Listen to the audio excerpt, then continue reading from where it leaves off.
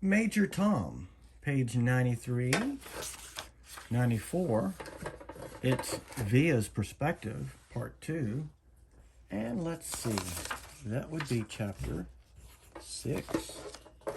Out of the three of us, Miranda had almost always been the sweetest to August, hugging him and playing with him long after Ella and I had moved on to playing something else. Even as we got older, Miranda always made sure to try to include August in our conversations, ask him how he was doing, talk to him about Avatar or Star Wars or Bone or something she knew he liked. It was Miranda who had given Augie the astronaut helmet he wore practically every day of the year when he was 5 or 6. She would call him Major Tom, and they would sing Space Oddity by David Bowie together. Ground control to Major Tom.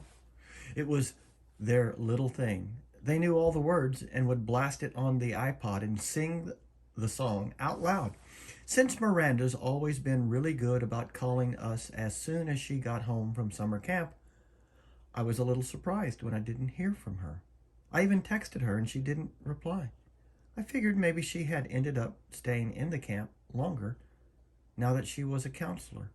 Maybe she met a cute guy. Then I realized from her Facebook wall that she'd actually been back home for a full 2 weeks.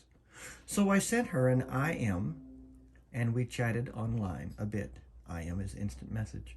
But she didn't give me a reason for not calling, which I thought was bizarre.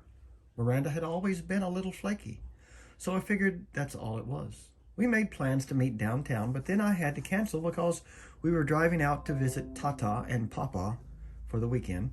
So I ended up not seeing either Miranda or Ella until the first day of school, and I have to admit I was shocked.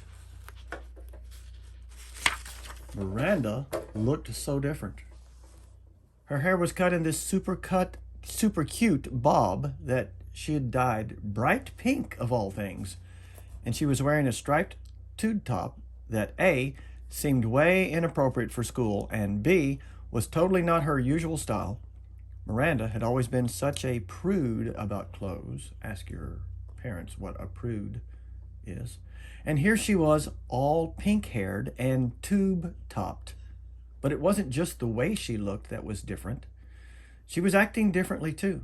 I can't say she wasn't nice because she was, but she seemed kind of distant, like I was a casual friend. It was the weirdest thing in the world. At lunch, the three of us sat together like we always used to, but the dynamics had shifted. It was obvious to me that Ella and Miranda had gotten together a few times during the summer without me, though they never actually said that. I pretended not to be at all upset while we talked, though I could feel my face getting hot, my smile being fake. Although Ella wasn't as over the top as Miranda, I noticed a change in her usual style too.